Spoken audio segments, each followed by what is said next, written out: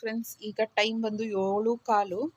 ಈಗ ಟೆರೆಸ್ ಮೇಲೆ ಬಂದು ವಾಕಿಂಗ್ ಮಾಡ್ತಾಯಿದ್ದೀವಿ, ಟೈಮ್ ಸ್ಪೆಂಡ್ ಮಾಡ್ತಾಯಿದ್ದೀವಿ. ನಾನು, ಚಿಕ್ಕ ಮಗಳು, ಅಲ್ಲಿ ದೊಡ್ಡ ಮಗಳು ಕೆಳಗಡೆ ಹೋಗಿ ಅಕ್ಕಿ ತರಕ್ಕೆ ಹೋಗಿದ್ಲು.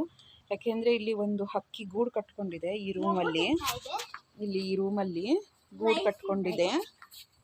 ಸುಮ್ಮನೆ ಇರ್ತೀಯ, ಜಾಸ್ತಿ ಮಾತಾಡಬೇಡ. ರೈಸ್ ತಿಂತಾ ಇದೆ ಅವಳು ಅಲ್ಲ, ಅದು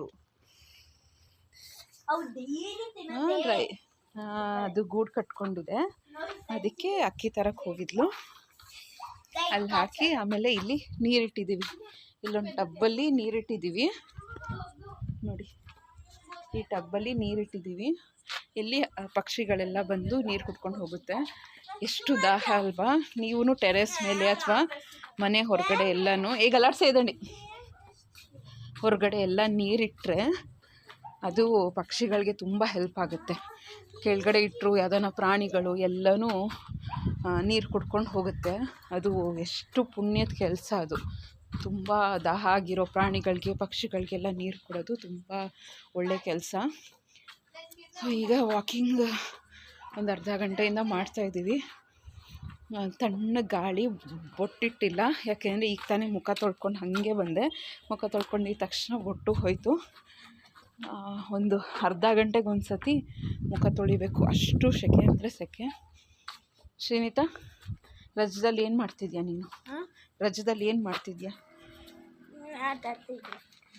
ಆಮೇಲೆ ಓದ್ಕೋತಾ ಇದೆಯಾ? ಸ್ಟೋರಿ ಬುಕ್ ಓದ್ಕೋತಾ ಇದೆಯಾ? ಇಲ್ಲ, ಮತ್ತೆ ಬರೀತಾ ಇದ್ದೀನಿ. ಯಾಕಂಗೆ ಯಾಕಂಗೆ ತರಲೆ ಮಾಡ್ತೀಯ? ಇಲ್ಲ, ಚೆನ್ನಾಗಿ ಓದ್ಕೋಬೇಕು. ಸುಮ್ಮನೆ ತರಲೆ ಮಾಡಬಾರ್ದು. ಅವಳೆಷ್ಟು ಸೈಲೆಂಟಾಗಿ ನನ್ನ ದೊಡ್ಡ ಮಗಳು ಇರ್ತಾಳೆ, ಅವಳಷ್ಟು ವೈಲೆಂಟಾಗಿರ್ತಾಳೆ. ವೈಲೆಂಟ್ ಅಂತ ತರಲೇನೆ. ಬಟ್ ಚೆನ್ನಾಗಿ ಓದ್ಕೋತಾಳೆ, ಹೇಳಿದ ಮಾತೆಲ್ಲ ಕೇಳ್ತಾಳೆ ಅಲ್ವಾ. ಅಮ್ಮನಿಗೆ ಹೆಲ್ಪ್ ಮಾಡಿಕೊಡ್ತಾಳೆ, ಅಮ್ಮನಿಗೆ ಕೇರ್ ಮಾಡ್ತಾಳೆ. ದೊಡ್ಡ ಮಗಳು ಕೆಳಗಡೆ ಹೋದ್ಲು.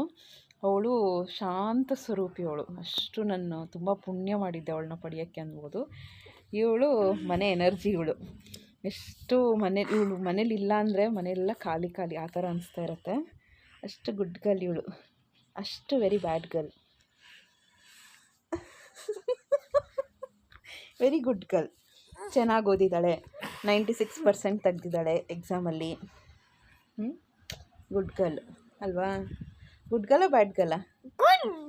ಚೆನ್ನಾಗಿ ನೀರು ಕುಡೀರಿ ಹೇಳು. ಬಾಯ್ ಹೇಳು.